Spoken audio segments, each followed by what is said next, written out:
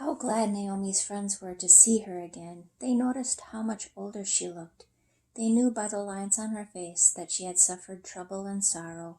It was hard for them to believe this was the same Naomi who had left Bethlehem during the famine.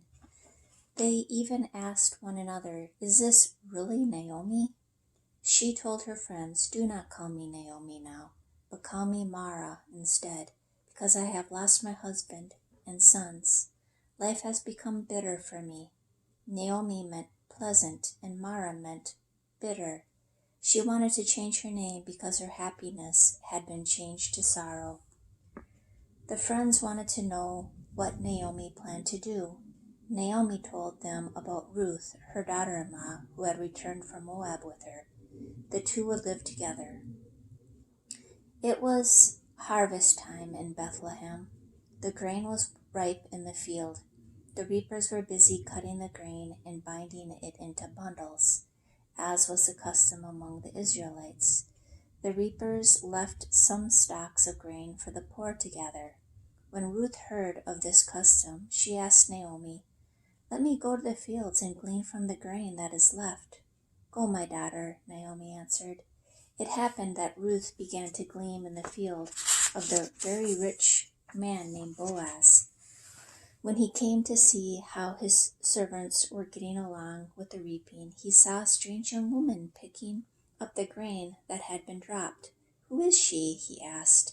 The overseer explained, "She is the Moabite maiden who came back with Naomi. She asked permission to glean after the reapers. Ever since, she has worked steadily without resting." Boaz watched Ruth working patiently among the people who were strange to her. He knew she was trying to find food for Naomi and herself. No wonder Boaz admired this beautiful young woman. Boaz told Ruth, "Young women, do not go to another field to glean, but work with my maidens here.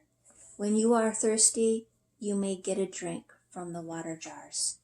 Ruth was very thankful for this kindness. She bowed her head and asked, "Why are you so kind to me, a foreigner?"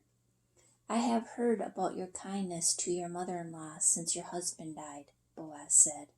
"I have heard how you left your own people and came to a people who are strange to you.